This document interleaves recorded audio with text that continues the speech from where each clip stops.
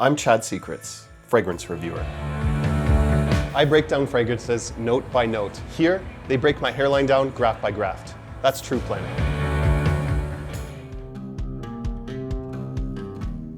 What brings you here? What's your expectation with the hairline or the overall condition of your scalp? Mostly from what I see, it's mostly, I would say, to do with my forehead height. It causes me a lot of insecurity, especially when I was younger. I've had like pretty high hairline, but it started to recess and mature. So it emphasizes my massive forehead.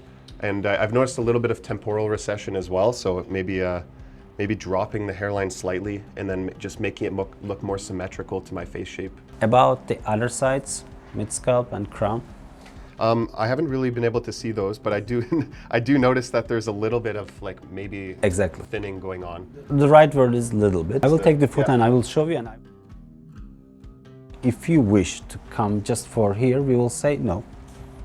Depending on the photos, it could be worse, so we can say yes maybe, but you should not come just for that. For example, in the frontal part, until 50% that you are losing the structure of the hair with the thickness or it falls off, someone cannot tell you that you have hair loss problem, but after the 50% of the limit, people will tell you, okay, your hairs are a little bit thinner. Yeah. So we want to do with the hair transplantation to catch that over 50% limit. Mm-hmm. I understand. Yeah, I remember my barber was the one that told me, he's going over my head, he's like, it looks like you're thinning a little bit. It's like, really? Like, because I only see the front. I think most honest guy in your life that can tell the right thing could be me up now and your barber. You don't switch barbers. That's one thing I've noticed. Never switch the barber. I've been with my barber for like 10 years now. So. Last 15 years, I have only one barber, and I will, even he cuts bad, I will stay with him because he knows everything about me. We usually check the reference point from chin to nose tip to glabella. This is called glabella. Glabella to hairline. Okay. Every face type has different hairstyles, which fits and suits on your face. Yeah. It could be due to previous photos that you had. For example, if you have lower hairline before and you have that photo, if you can show me, I can also have some opinion about that. Okay. So the middle part was still same, but temples was getting... Yeah, they were starting to go a little bit back. That was from modeling back when I was doing that. This is more like, I would say, when my hairline started, my forehead height was not as high. I noticed about a little bit of a difference there in forehead height. Probably that could be the reason, or the hairs has a fringe sometimes that covers that too.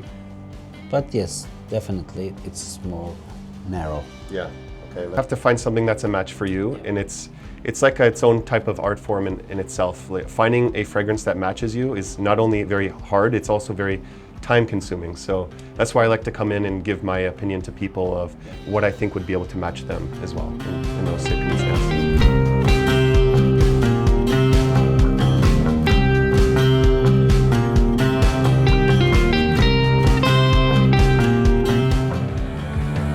Just like I like my fragrances to be real, I need my hairline to look real.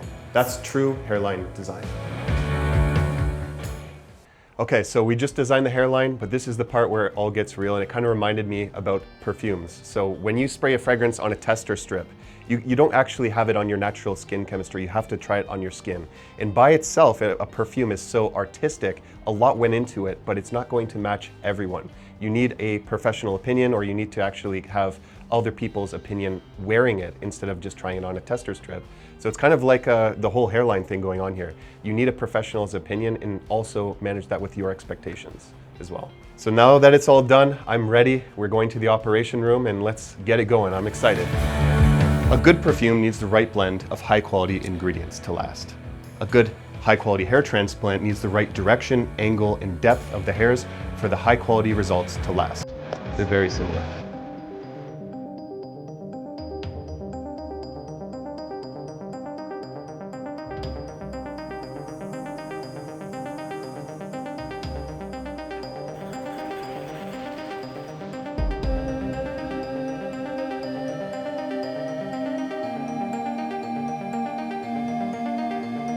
Fragrances are my confidence from the neck down.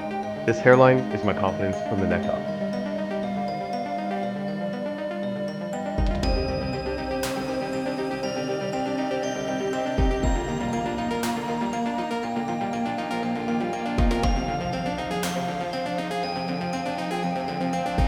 So in perfumery, you can find two bottles. They look exactly the same on the surface, right? But one of them is real and one of them is fake. And how you distinguish the difference is by spraying. One will last and one doesn't. So the real one obviously is going to be the one that lasts. They might smell the same on the surface, but there's no depth to the fake one. So what I was wondering, in terms of my transplant, what are the top 3 factors that can dictate the longevity of the transplanted areas? Okay, so I told you during the operation and in the operation as well, that's very important factor is the hairs sometimes become miniaturized. It means it's thinning and it's losing its structure. Normally we have a thick hair, but sometimes it's becoming thinner, and it may remain like that thin structure, sometimes forever, or sometimes it just falls off. Or sometimes the hair is just gone in a loss period that it's totally, it falls off. So if there is a miniaturization process, if it is thinning, a more important thing after the transplantation is to maintain and prevent them from the thinning actually. And it could be just with some medications actually. Right. Yes, we transplanted hair, we give a cumulative thickness to that recipient area, but if you don't preserve those hairs, if you don't prevent them to become miniaturized, the transplant hairs may remain, but the others will be gone. So at that time, you may return to the actual point that you were before. That is something we always advise to the patients, to use the medication in their lifetime, not forever maybe, but periods. So you should be up now. I mean, it's a start for you, so you should be checking yourself if there is miniaturization, if you see some hair loss in the pillow, in the bathroom, or when you just remove some hairs and it's on your hand, it means that you have some dead period. At that time you may consult us again, and we will advise you to use the medication again or not. So up now you should use the medication for a year, but you should stop in one time gradually.